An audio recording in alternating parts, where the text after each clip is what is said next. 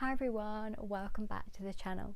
In this video I'm going to be talking through 10 different ways that you should be saving more money in 2024 so that you can keep more of what you make. So stay tuned and I'll tell you exactly what they are. So the first one of these is switching bank accounts. This has been an absolute game changer for me over the past couple of years, and the key thing is do not worry about having to completely switch all of your banking. The key thing is always having at least one or two current accounts that are barely being used, so that as soon as the switching offer comes up, you know that you have an account or two ready to make that switch. Some of the banks offer really healthy incentives between £175 up to £200, so it's always worth taking a few moments every single month to check are there any switching incentives on, and make it a norm that every so often you can switch those accounts that aren't being used and benefit from the incentive. So number 2 is high interest digital bank accounts. Over the last few years we've seen an absolute uprise in accounts that we're not really familiar with, and there's probably a lot of anxiety about making the change to the digital world and how banks are pretty much now on our phones. With some of these digital banks, the reason that they offer incredible interest rates are because of the lower overheads. So as soon as you can, make that decision to try out a digital account. They will also work pretty similar to your mainstream bank, so they also have a card, a normal functioning account, and they're super big on privacy and data protection. The current account that I currently use and some of the banks that I bank with also have the long card number that's not visible on the back of the card, which just adds a layer of security if ever you lose your card. So make that decision and earn that extra interest, and make sure that you're taking benefit of any of the interest accounts that are higher on the digital bank front. Number 3, which has been a huge talk over the last few years, is energy consumption. Now, how do we look at this without completely racking our brains on watching to what the government do and what's happening with energy prices? It actually starts with our own behaviour and how we go about managing the apps that we use, the ways that we manage our energy usage, and that's really, really in our control dependent on the services that we use. A brilliant example of this is Octopus Energy. So exactly the way that we should always have a clear understanding of our finances and where our money is going, with Octopus Energy, as soon as you get the app, you can clearly see what you're using on a day-to-day basis, what appliances are using more energy, and it gives you a clear picture, exactly as what you would do with your bank account, of what uses more energy, where your energy is going, and really making that step to more of a smart platform, which Octopus Energy offer. Gives you the ability to control your energy consumption by simply giving you more facts and more awareness of what usage is happening, so you can change your behaviours and change your habits and save more money in 2024. When it comes to measuring your finances, some of the biggest advice I received from some of the leading CFOs in the UK has been simply to see where your money is going so you can measure it. Now, how do you apply this into day-to-day life and monthly managing of your paycheck? One simple thing to do is have one current account for your income and another account for all of your bills and essential living costs. What this does is it forces you to put everything down on paper, laptop, phone, whichever you find easier, and clearly see what your incoming costs are, what your outgoing costs are, and know how to actually measure that purely by making and doing the exercise of becoming aware of what's happening with your finances. The biggest way that you can save a bit of extra money is saving on the purchases that you're already making, and make sure that you're actually spending less than what you need to. Now, how do you do this? Cashback websites. One of my favourite cashback websites that is sometimes incredible for some of the deals that you get with purchases that you were going to make already is Quidco. Every single time I make a purchase online, I have literally trained myself to open up the Quidco app before I do anything else.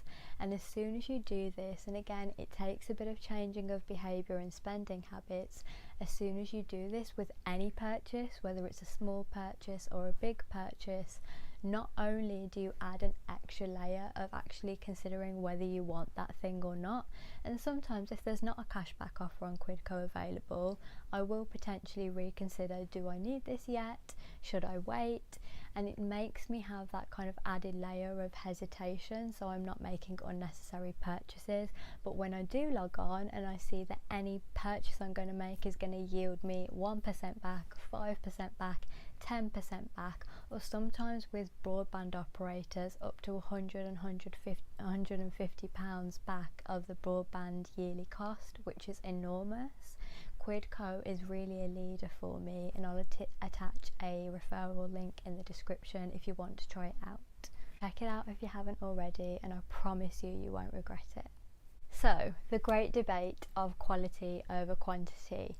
Don't get me wrong, for some pieces of clothing I still shop at leading retailers, which are the huger fashion brands such as Primark, where they're lower cost, and sometimes it's quantity over quality because you know that that item is a high turnover item. However, when it comes to key pieces, and certainly with age, we realise that when we opt for the cheaper electronic gadget, before you know it, you're buying that thing again and you're spending money unnecessarily when you could have just opted for the healthier brand with more reviews, a longer brand that's been built, and you could have benefited by putting that extra money up front now to yield you a better product, a better lifelong relationship with that product and a warranty. And just knowing that sometimes in life, some of the key purchases, whether it be clothing, whether it be equipment, whether it be electricals, choosing quality over quality is always a positive long-term decision, which means that every decision that you make actually ends up saving you money, even in the short term. If it feels like you're saving less, in the long run you're using more efficient devices, you're wearing more quality clothing that's going to last longer, and it's really going to be the long-term payoff that's going to save you money. Okay, how many times do you actually negotiate on your bills? A healthy individual allocates a set date or a set time frame within the week, month or year where they're making the phone calls that most of us don't want to make, which is all to do with negotiation. One of the annual ways that I tend to do this is with my mobile phone provider, and you would not believe me if I told you what I pay for my mobile phone costs on a monthly basis, purely by making loyalty negotiation a habit, purely by sticking with one mobile provider for a long time, and knowing that through building that relationship I have the ability to negotiate. So the best way to do this is every single month or every single year, look at your finances, understand, are my costs going up, are there any better offers available, and really build in a task, what you do to be every single year. Know that you have the ability to pick up the phone, look at the comparisons available, and even if you don't want to necessarily switch, have the conversation with your current bill providers and see whether there's any flexibility, any price matches, and most of the times they are willing to negotiate. Number 9, see the number that you want. Everything in life, as Einstein would say, is numbers and mathematics. As soon as you can see a number in mind or a savings goal in mind, and you choose what that number needs to look like, you've got such a bigger chance at actually achieving that savings goal.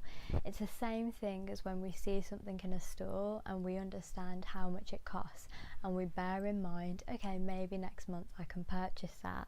Instead of being reactive to trends and knowing that you live based on other people's decisions and being influenced, which is normal, right? We all do that. One better and healthier way to have an overarching higher savings goal is to know that by a certain amount of time you want X amount of money saved, and know exactly what that's for.